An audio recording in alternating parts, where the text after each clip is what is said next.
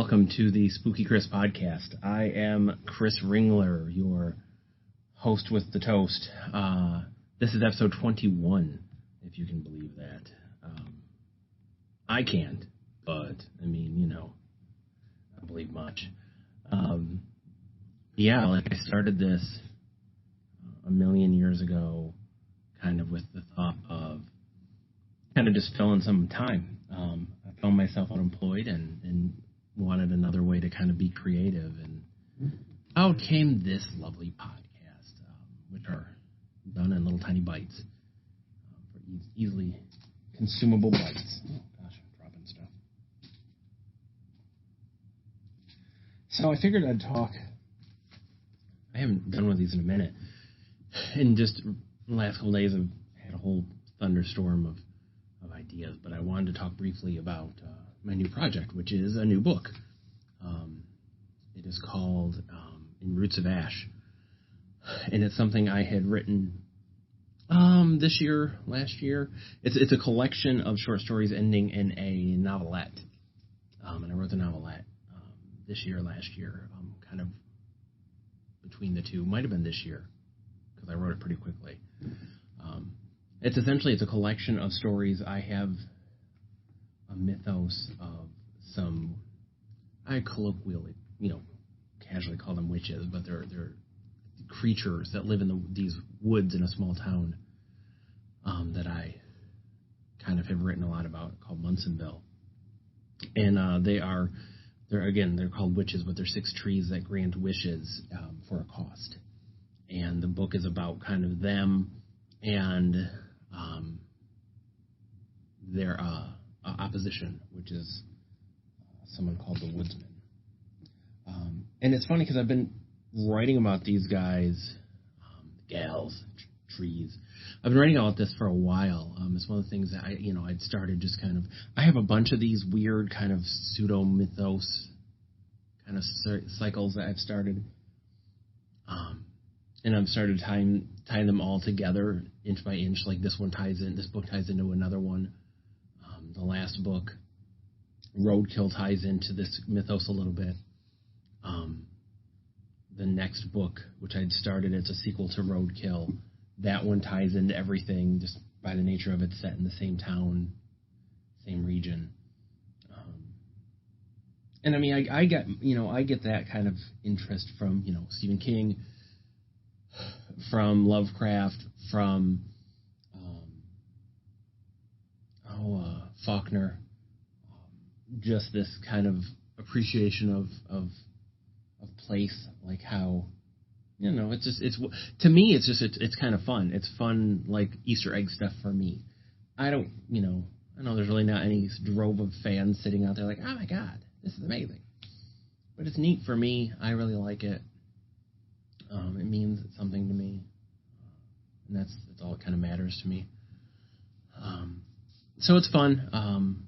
But yeah, like I've been writing about the Sisters Six for a while, for years and years. I've been writing about them long enough that a friend of mine, and I've mentioned this in the past, like adapted one of the stories to a short film that he made, which was it's crazy to. I mean, I'm in the movie, and I was on the set of someone making something that you wrote, and reinterpreting it, his interpretation of it as a movie. It's very strange. It's very neat and very, very strange, though. But yeah, so this is I kind of wanted to. I've been writing about these characters for a long time, and I kind of felt like it was time to put them to bed, as it were. I mean, I'm sure they'll still be mentioned in things and this and that, but I wanted to tie up that loose end and kind of like, so what happens?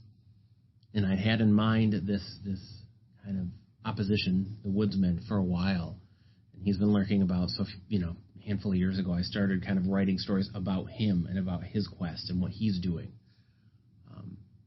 And they're different because most of the focus of the book is on them, and it kind of gets more and more about him later on, and then the novelette has much more about him. But I like it. I mean, it's still too new to know how I feel. I'm aggravated right now because I've been trying to lay the damn thing out. Second curse word. Yeah, I've cursed twice on this thing now. amazing. Because I curse like crazy in real life. So consider yourselves lucky or unlucky if you prefer curse words.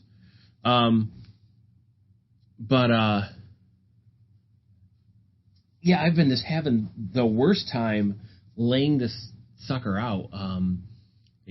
I'll do it, and then it keeps getting jacked up, and like I have to do it again, and move this, move that, and it's still, I think I'm on the last one, but I've had to just reconfigure the cover, reconfigure the interior, and like I've spent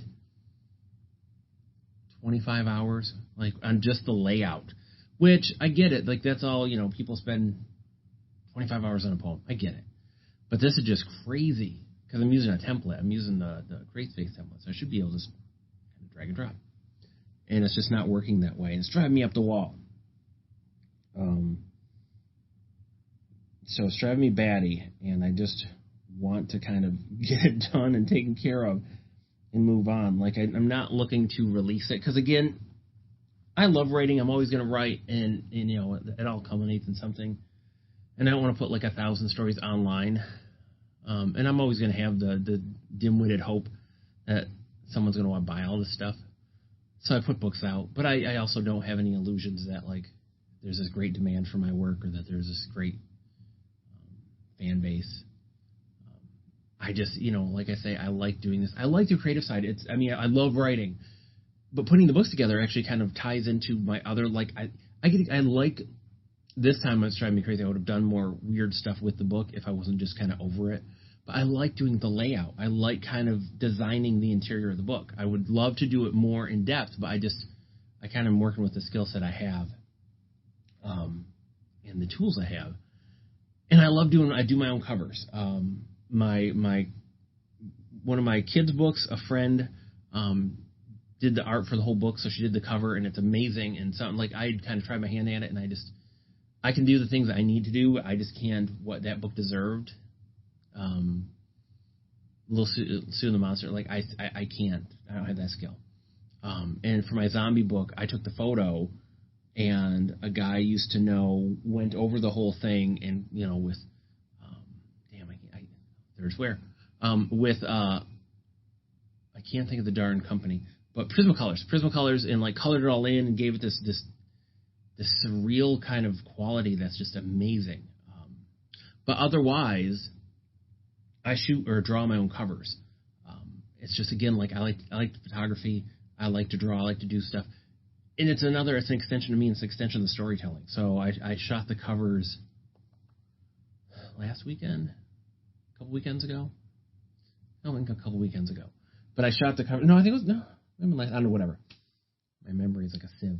But yeah, so I shot the covers, and I'd had it in my mind for a while. What I wanted an image of burning trees. And so I looked up some Creative Commons pictures, and it's like, that's great, but it's someone else's art. And it would have been neat, and I could have made it work, blah, blah, blah. But it's someone else's art, and I don't like that. I'd rather do it myself. And maybe it's ego. I don't know. This is about as ego-y as I, generally tend to get.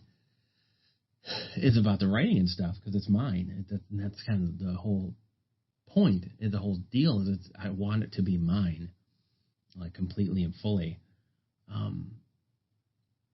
So I shot the cover, and it was funny because, again, like I'd gotten some plastic little trees and spray painted them like some stuff and like made a little set. And I didn't know how it would go. And I lit the trees, and they went up like, holy cow. They went up super fast. So I took as many pictures as I could and then doused it all, and then took some pictures that are going to be on the back cover. And I fooled with it in, a photo program.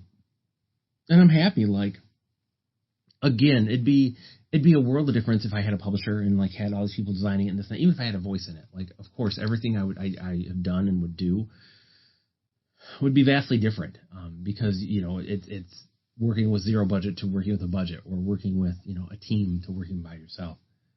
And I'm not as exacting. Like, I want the feel.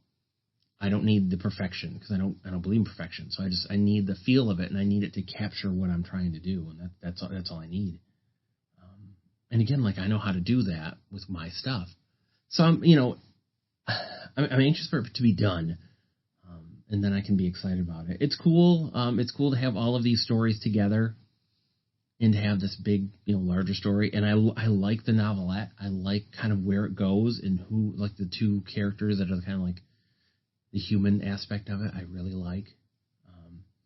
I don't know if I have any skill at writing. I don't know if I have any, I can do it, but I don't know that I have any skill. I do like telling stories, and I think this is an interesting story. And it's funny because after writing, like, is when you start to kind of pick everything apart, and I sure as heck do. I pick everything apart. Oh, I could have done this. Oh, I should have done that. Oh, I could have done this, and I should have. Oh, and you think of stuff. And I did that with my Meat Sheep books. So it was a war book, the last one, and I wanted it to be a war. Like it was funny. I saw Return of the King, and was like, wow, I want a war. And again, like, it's not that scale.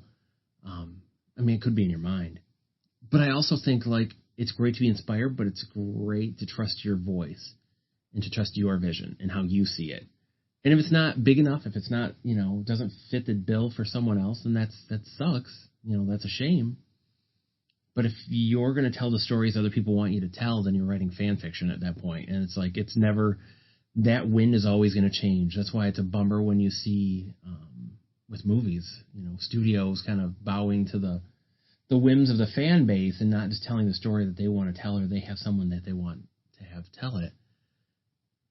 Because those are always going to change. Like, when the Thing came out, it was a critical bomb, didn't make any money, it was a huge bomb. Now it's considered a modern classic. And this is the 1981, I think, thing, the John Carpenter thing. And you in 20 years, like, people could look back at it and say, oh, it's hateful towards dogs. I don't know, whatever. Like, they could find something and decide that it's trash. Lovecraft kind of worked in general anonymity, kind of came to relevance, and now he's kind of being dug up and re-examined because of, his personal views, and you definitely see them in his writing. And the closed kind of world he lived in. And he's kind of being put on trial for things that he can't answer to. And again, it's like, you just kind of got to go with what you want to write. If, like, somebody wants to dig into my writing and dig into me and just decide I'm a piece of poop, so be it. That's on them. I write the stories I write. I try to write stories that they've definitely changed. I definitely think things through more. It's interesting. As I've come more kind of aware. When I was a kid, my world was much more closed off, and now, the older I've gotten, the more the world has opened to me, and the more people I've gotten to know, and you start to kind of, you change how you see the world, and you're just like, why, how did I think that way? Why did I act that way? And I want to write things that I can look back on and feel good about, even the nastiest characters. It's like you start trying to think around every corner, like, well, will this be perceived as this and that and this? And again, I'm going to go with my gut and go with it. And, like, I'm going to know if I'm writing something that freaks me out or upsets me or disturbs me and not in a good way, then obviously I'm on the wrong path and I wasn't listening well to myself. And that's just kind of, I'd rather operate that way instead of kind of worrying about the people of the future. I'm not going to write to what a fan base, what a perceived fan base, what a market wants, because that'll change. And that's always weird about looking for agents or publishers, is those markets change so fast. Like, oh, well, we're looking for this kind of a thing. We're looking for this feel.